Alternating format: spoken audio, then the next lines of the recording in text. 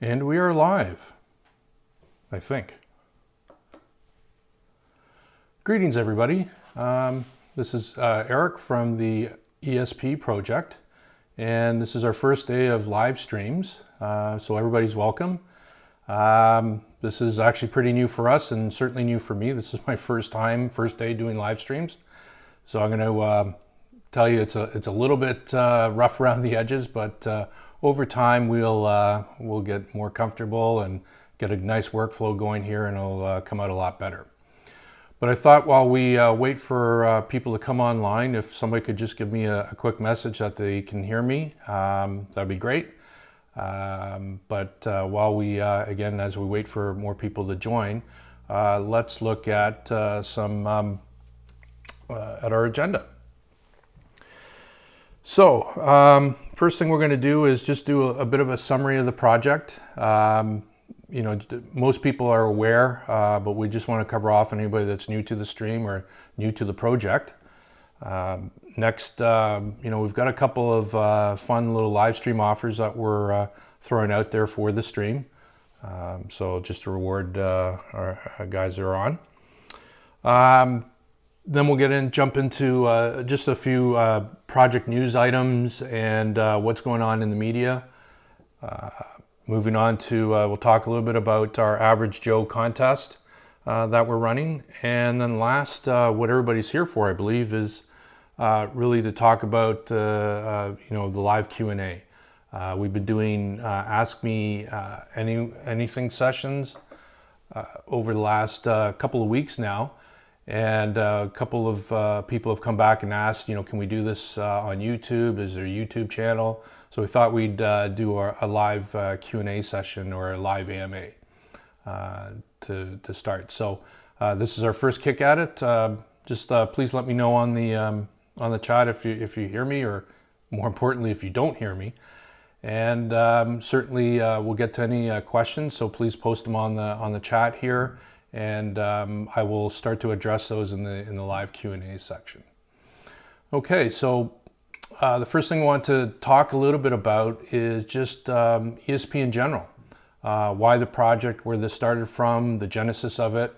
You know, this all started with myself 3 years ago, where we were looking at developing a student information system, basically what we call our educational platform, one of the components there.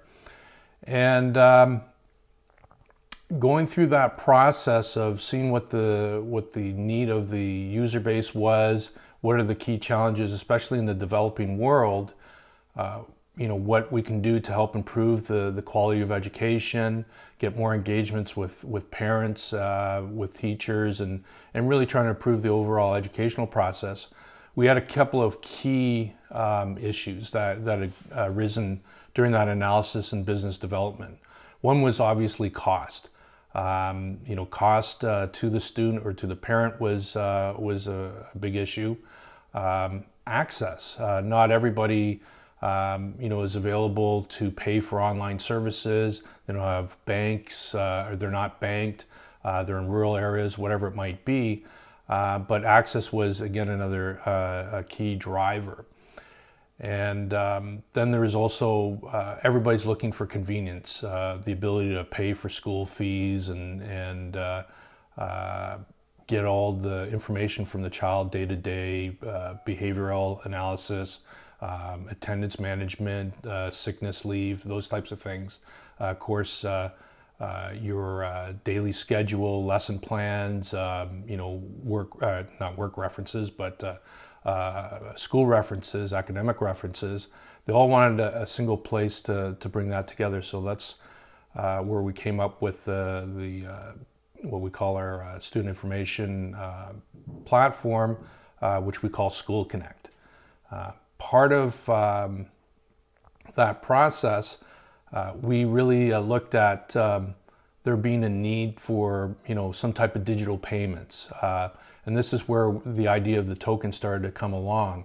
And then with some of our other partnerships in the renewable energy space, where they want to have, you know, the ability to provide financing from, you know, micro lenders, through an automated process, this really started to speak of a real need for a utility token.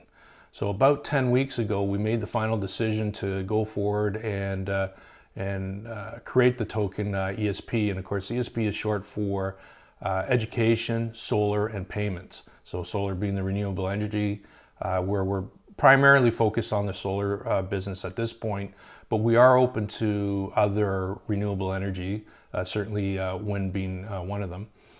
And then, of course, P for payments or digital payments is key to both the educational and the solar platforms, but just on a general level in the developing world, the need for enabling people to have digital payments was something that was key.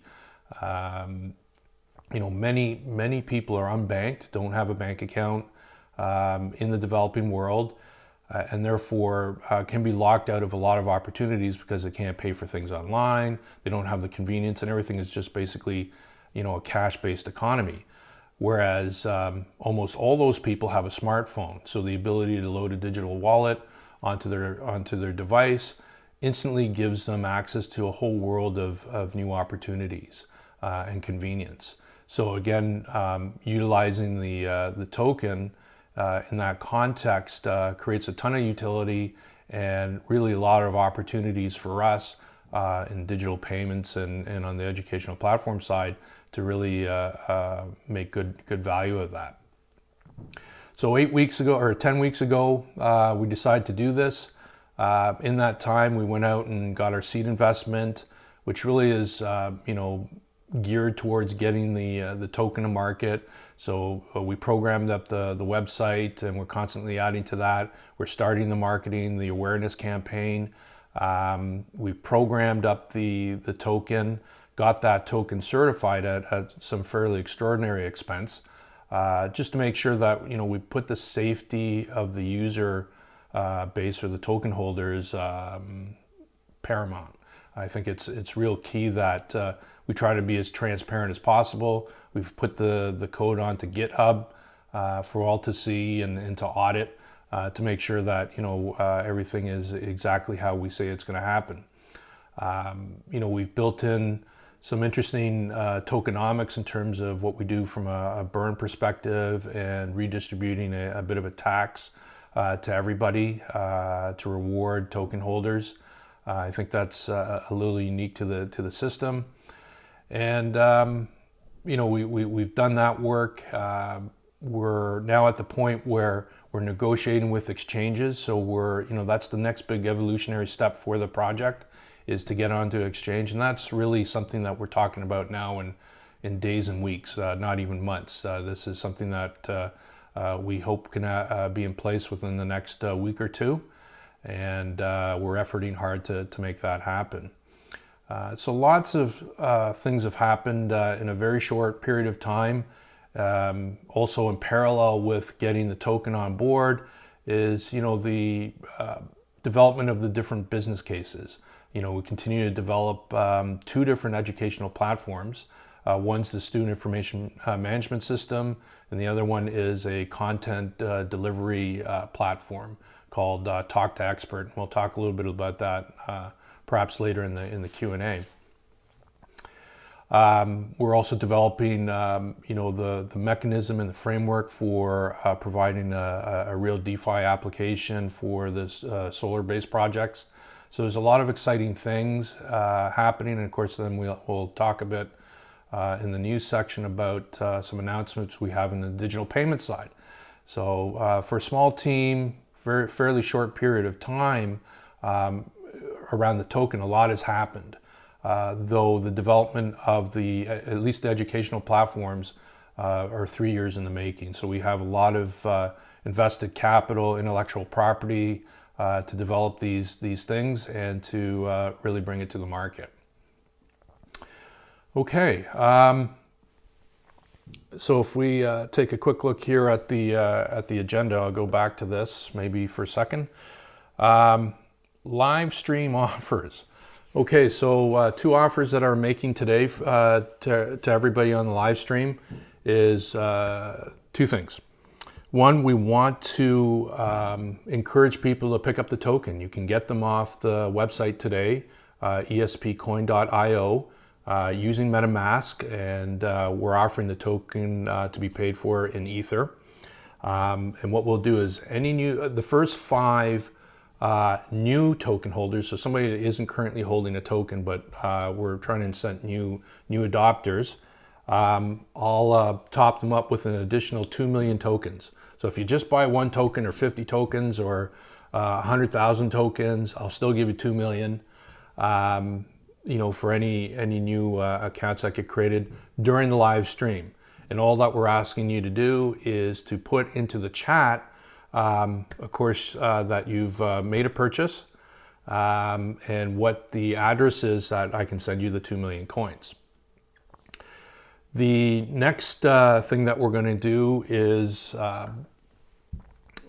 offer for everybody, not for everybody, I'm sorry, make an offer in terms of doubling the largest purchased amount during the live stream. So if somebody comes in and buys 1 billion tokens, I will double that to 2 billion.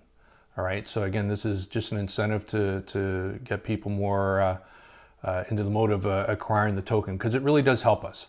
Part of bringing all these platforms to market is that we get the tokens in the hands of people. That provides us some funding to complete the scaling out of the various solutions, and one of the reasons for the existence of the token, of course. So that's those are the 2 offers there on live stream. So hopefully somebody will take advantage of that. So moving on to back to the project news and in the media. This week we have a huge announcement. We signed an agreement with Circle Blue. They are a point of sale network solutions provider. So they provide an entire electronic cash register network for, in large installations. They don't do onesie twosies. They bring out a network to a country. Literally hundreds and thousands of users of merchants will use their devices. And our agreement is for bringing the token onto their platform to use as point rewards and payments. So this is really interesting for us because the token can then be easily acquired at the merchant level. So each merchant, in effect, becomes a small fiat to cryptocurrency exchange. Along with, certain customers want a loyalty rewards program, so that can be built into the network, and then of course the points can be used throughout the country or really anywhere because they're using the token to either convert back into cash or to make purchases for other things. We are initially targeted at East Africa, specifically I think South Sudan, Tanzania, Uganda.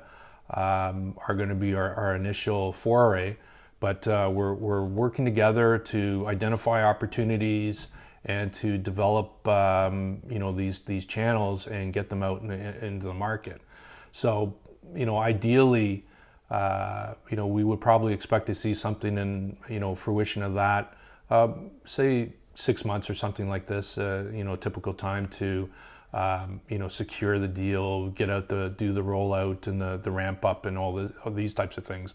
But it's an awfully great opportunity for the project to get usability of the token. So just another use case.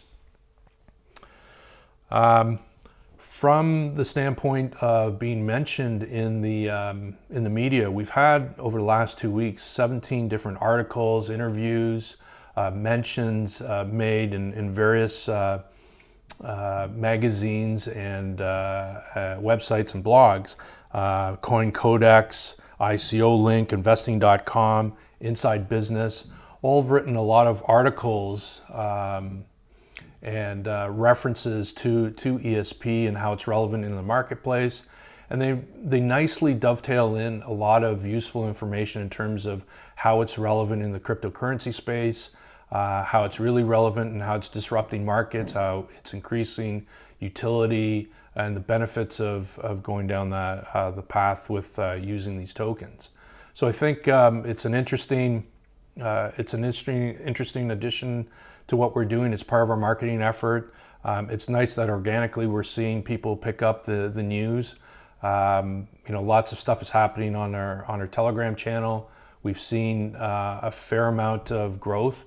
I think we've virtually doubled the community over just the last couple of days, and we continue to hope that we keep driving up the numbers.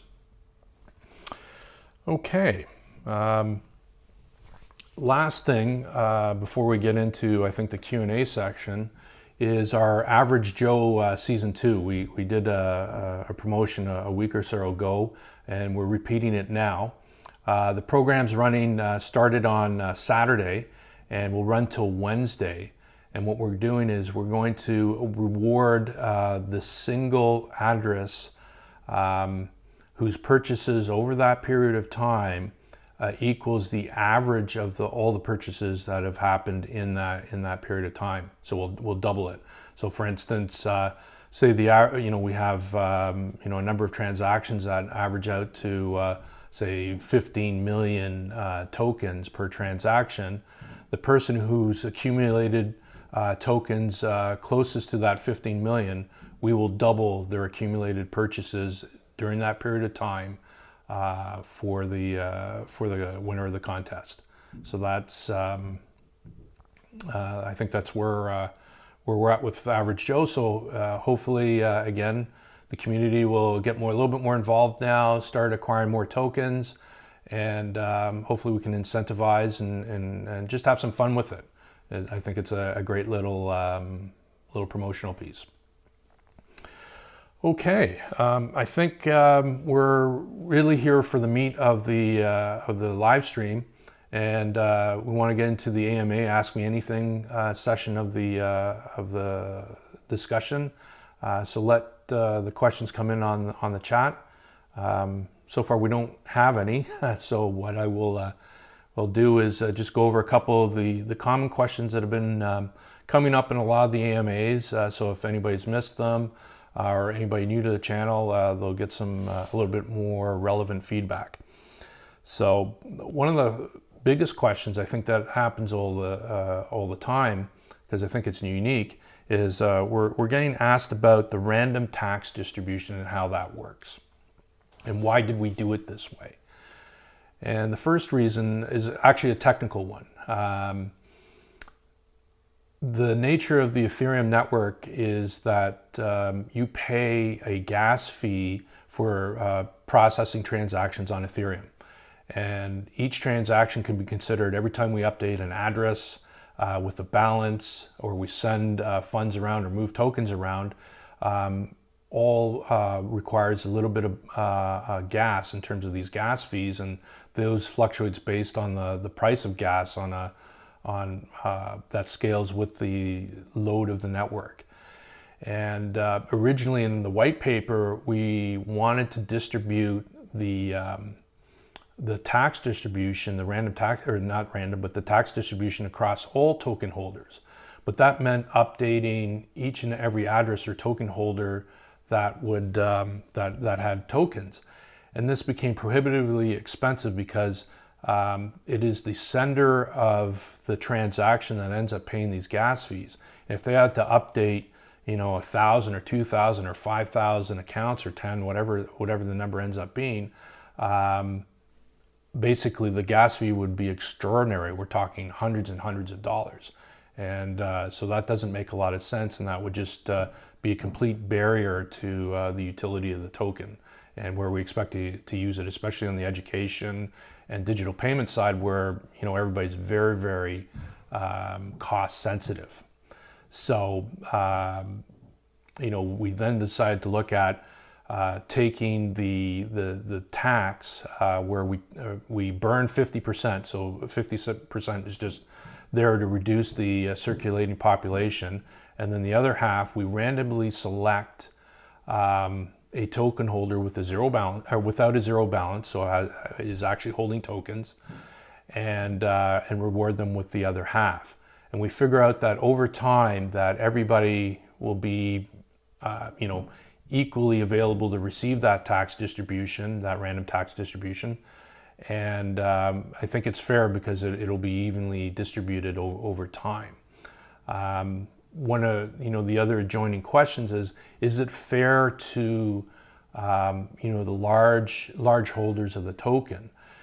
And we really had a choice there to whether we were going to reward large token holders, and do they really need to get another tax disbursement, or are we going to be more people friendly and be able to distribute free on an equal basis across to everybody. And we felt that was the fair way to go, and frankly technically is also a lot easier for us to process. So we made that choice, and it's been in place. Every transaction you can see on etherscan.io, the burn that happens, as well as the where the distribution, the random distribution is going.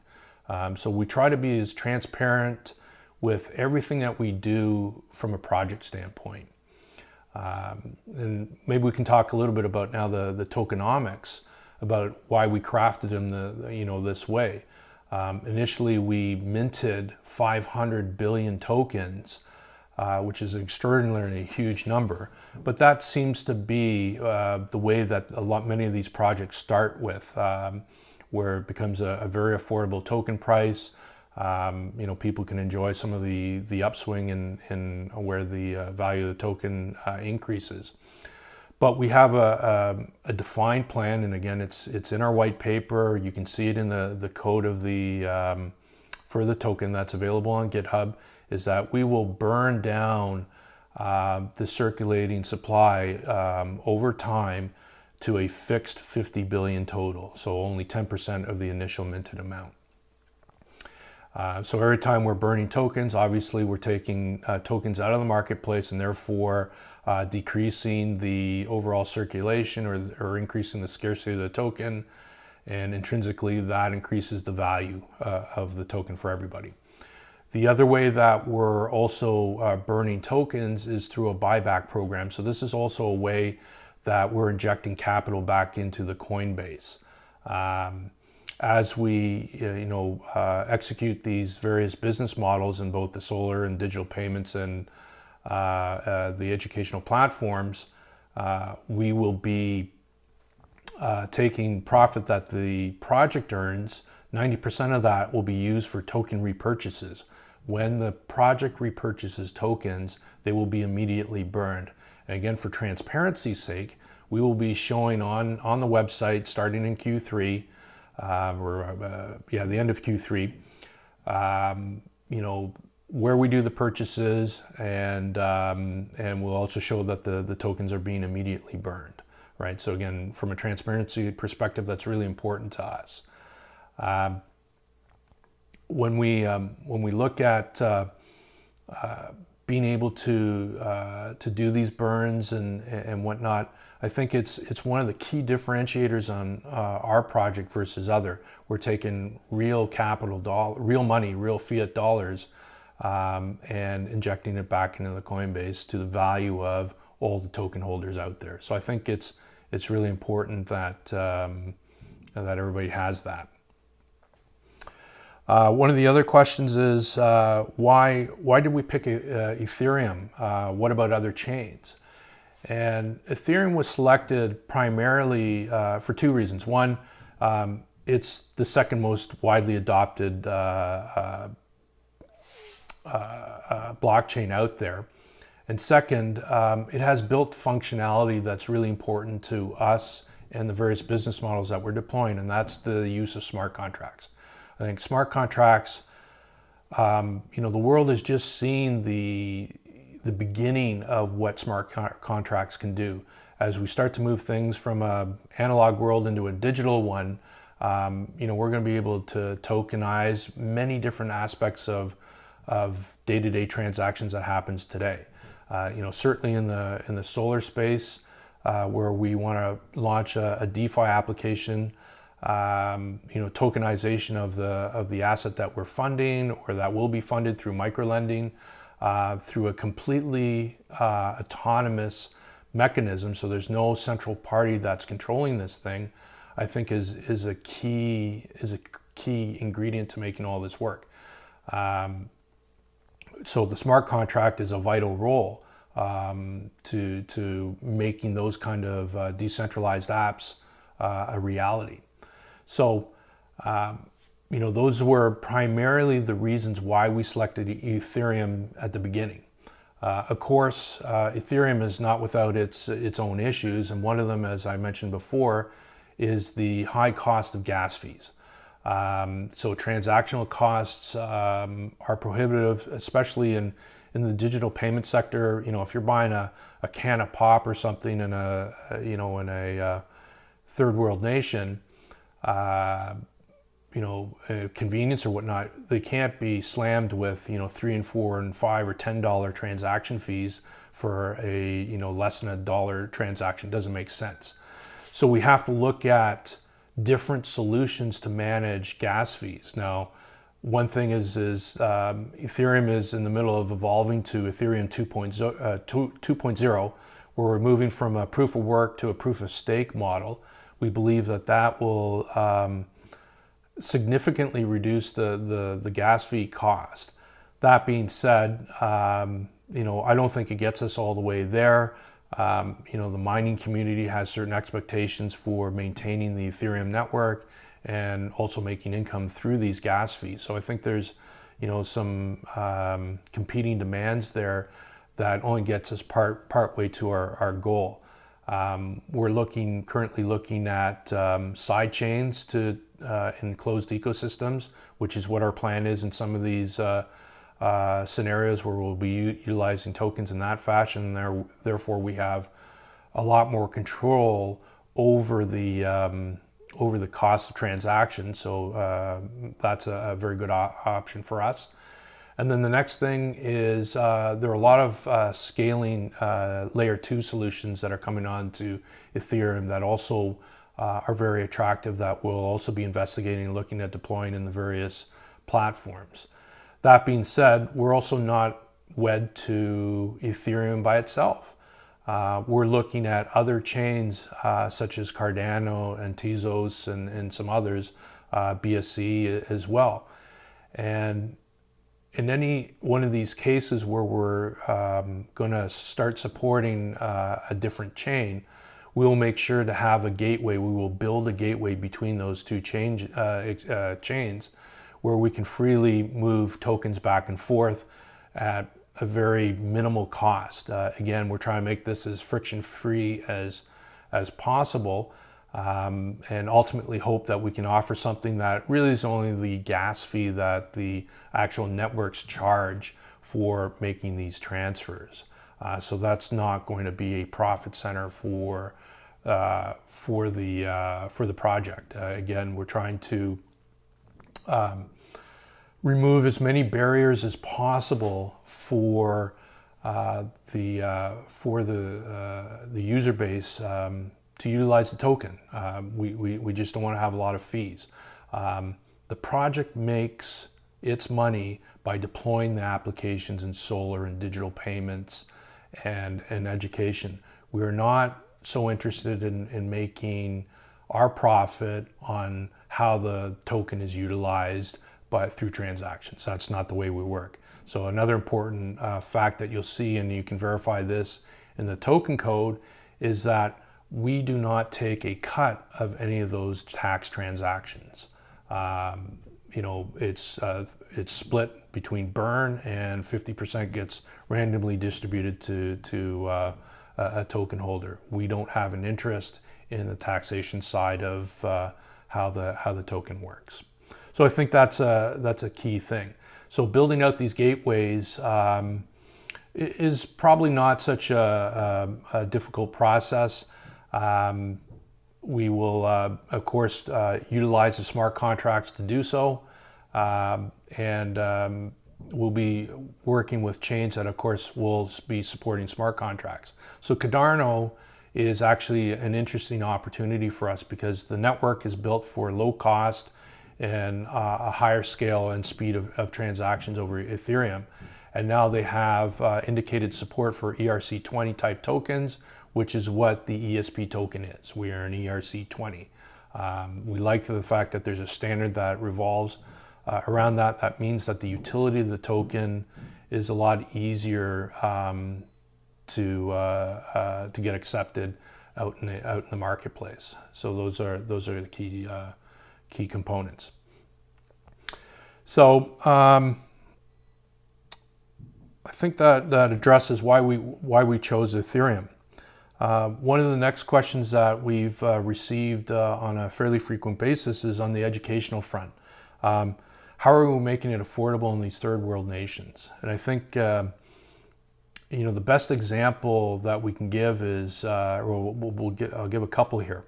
First of all, we've architected our student information management system to be very low cost, and in fact, the business model makes it free for both the parent and the student, and that the municipalities, school boards, or educational ministries are the ones that will be paying for that application. That being said, there also, money is in tight supply, especially in the educational environment, and they're very cost sensitive. So we wanted to make sure that we had an application that was significantly, say, 10 or 15% of the cost of traditional similar based systems that are out there today. And the only way we can do that is by coming out in large scale, being able to automate a lot of the processes within the platform, and most importantly, remove things like merchant fees and whatnot that you typically get in terms of processing online credit or debit cards and these types of things. So the token really fits a pivotal role in making the utility of that work. And so on the student information management system, we're really talking about a total cost of really a cup of coffee per student per year type of thing. So it's very affordable. At the school level, we've seen, and part of our business cases have been discussed where, a traditional system going in will cost anywhere between $70,000 to $100,000. You have to have an IT department to manage it. Then there's year-over-year maintenance and fees and whatnot. And it's a fairly expensive proposition, yet there's plenty of schools that have 2,000 to 5,000 students or networks of schools that are undertaking these kinds of fees every day. Whereas we could probably come to some type of situation where the cost of school is, instead of $80,000 or $100,000, we're no more than, say, $20,000, $15,000, $20,000. So it makes it much more attractive for the school. We're cloud-based, meaning that they don't have to have an IT department. We'll have onboarding teams to help, get schools up and running. Obviously, when you come to the market with such a low price point, the only way we can do this is on scale. So again, one of the primary functions of the token is to make sure we get that scale. All right, so that's on the student information management side. We also have a content delivery network that we call Talk to Expert, and it's basically a master class type of platform with the added benefit of being able to connect directly with the content provider.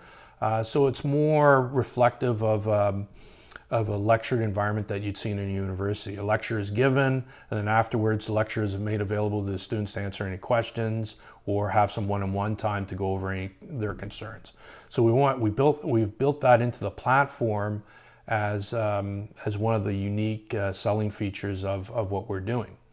The other thing is that the current lay of the land, when you look at the Udemy's and lynda.com's and of course Masterclass, is that this is North American pricing. It's very expensive. Some of these are several $100s in order to utilize the platform, and we're trying to get content out there at a fraction of the cost. And so that's one thing that we're doing to make it more affordable. But we're also creating the Talk to Expert platform such that we're utilizing the tokens for payments. So the content consumer or the student will pay for viewing content. Content creators will be paid in tokens for creating content for the platform. We will also have advertisers come in to the platform, and they're paying into the platform to show their content. But here's the unique thing, is that the students who watch these placed ads, they will get paid for watching those placements, and therefore have the ability to earn enough tokens to get the content that they actually really want to see for free. So it's one way of we're offering basically a subsidizing platform for the student by the advertisers in order to make, again, the content more affordable. There will be two versions of this platform. The first version is one that's centrally controlled. It's a commercial endeavor from us, and that will be the Talk to Expert platform. And we do this because we want to have full control over the content, the quality, pricing, and so on and so forth.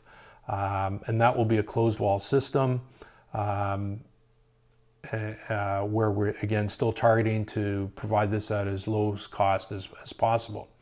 But we're also making a decentralized version of this application where we'll put it out there so anybody can make content, consumers can purchase from the platform, again, using tokens. Advertisers can come in and buy into the platform, and it'll basically be self-regulating that way.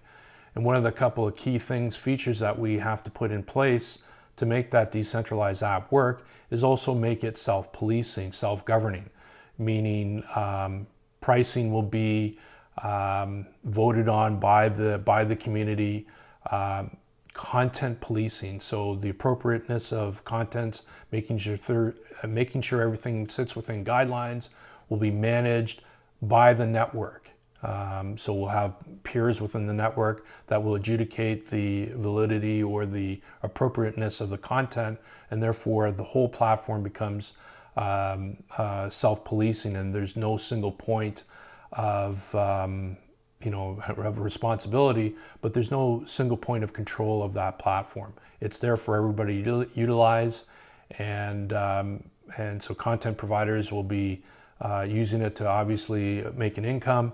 Advertisers are using it to place their ads to get out to the population, and of course the consumers of that content will be able to subsidize the cost of whatever they're viewing by watching some of that placed advertisements.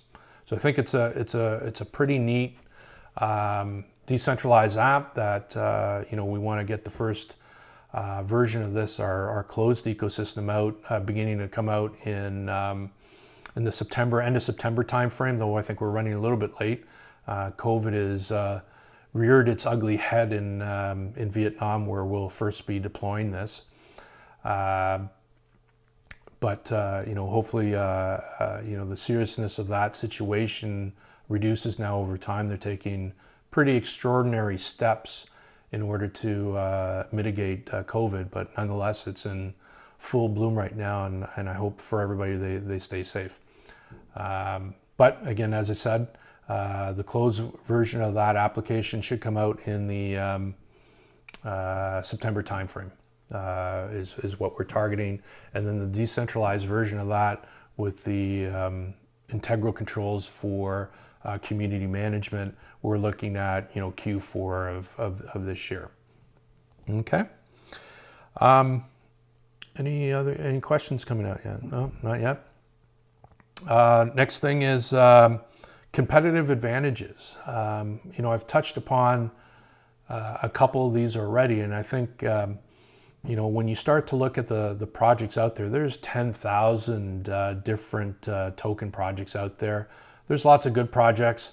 There's lots of these meme coins that are out there, and I think that some of them, or many of them, are just riding on hype, or the effectiveness of somebody's last tweet, but basically sitting on hot air. And when that balloon bursts or eventually fizzles, there's no underlying value to what some of these projects are. So I think the key difference between what the ESP project is doing and a lot of these other platforms is that we're bringing a real business that's investing back into the coin base. We're building out the various use cases and ecosystems that are going to be using the utility token, not just from a DApp standpoint, but actually business models that are paying back to the project, that are being reinvested back into the coin base. I think that's one of the key differences. I think our tokenomics, the way we've structured them, is also, not super unique, but I think the combination of the entire ecosystem is unique. Burning and paying back, and the fact is that we're a very transparent project. We're trying to make sure that the community is aware of every step that we're taking, the types of things that we're involved with, and excuse me,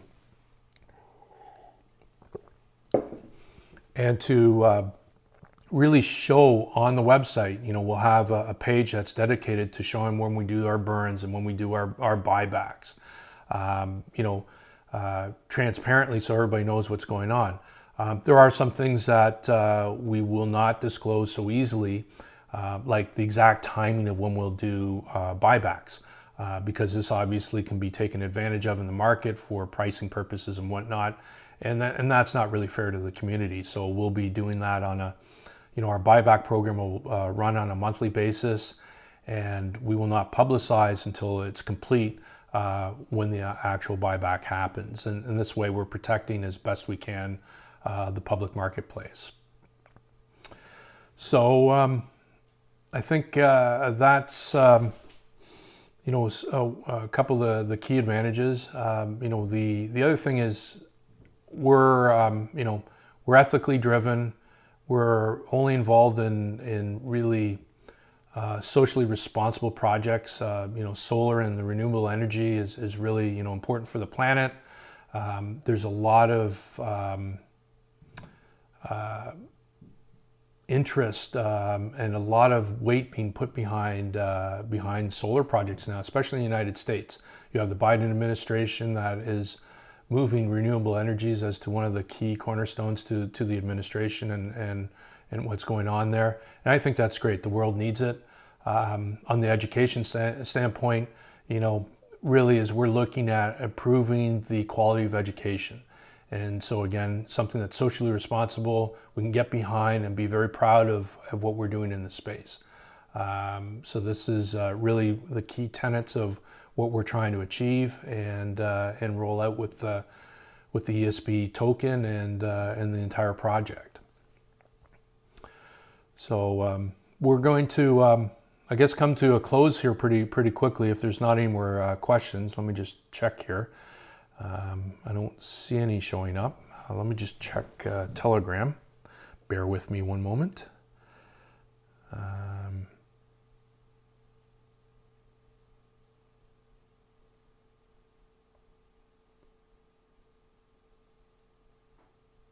Okay.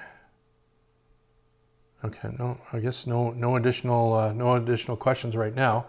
We're going to do these on a fairly frequent basis, as much as we can. We'll get a little bit better at it. I'll get a little bit more polished, and it won't be quite so rough, because these are actually fun to do. And I think, again, as part of our transparency, we're trying to get as much information out and communicate as often as we can to the community with, hopefully a lot of good news, but certainly we're trying to do a lot of fun things, and there's developments happening all the time. I think, when you look at the project over 10 weeks, we've got an awful lot accomplished already, and we have an equally aggressive schedule really that runs out to the middle of next year, so a year from now, where we're talking about multiple chain support.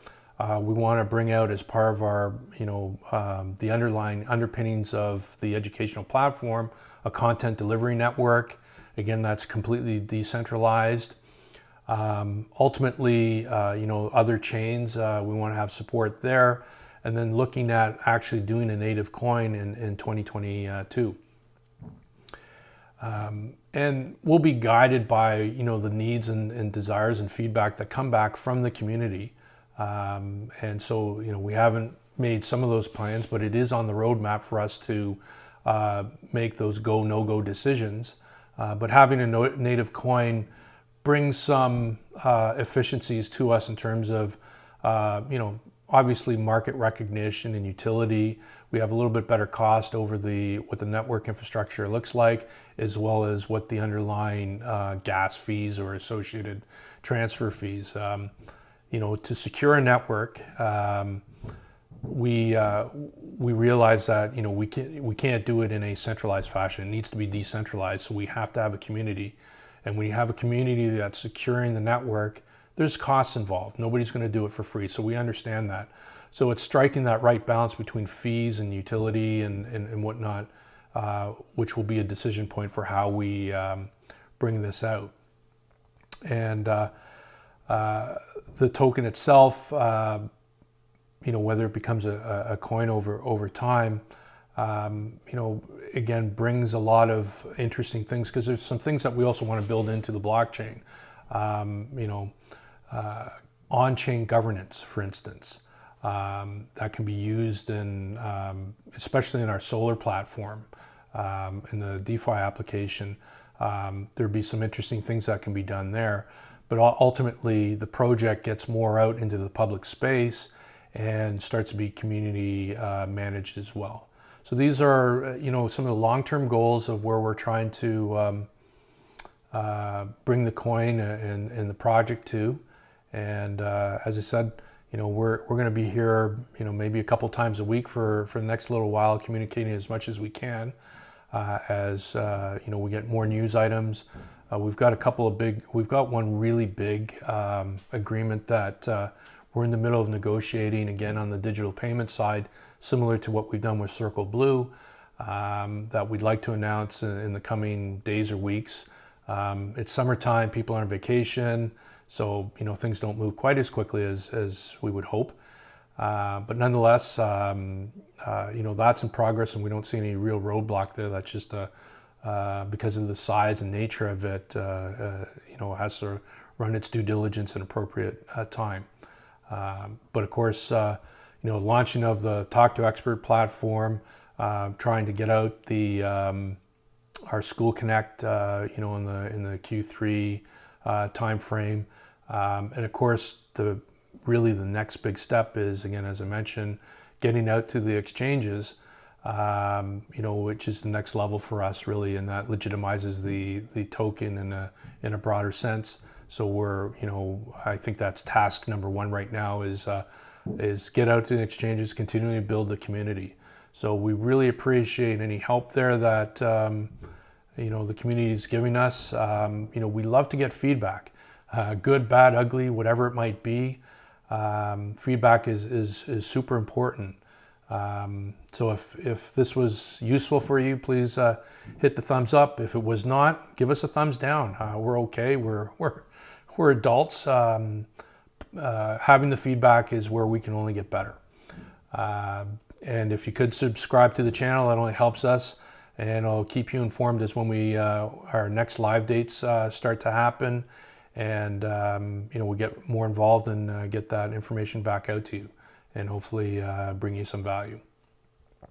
So I thank everybody for joining us today, and look forward to having you continue in the project, and until we come online next time. Be great until then. Thanks.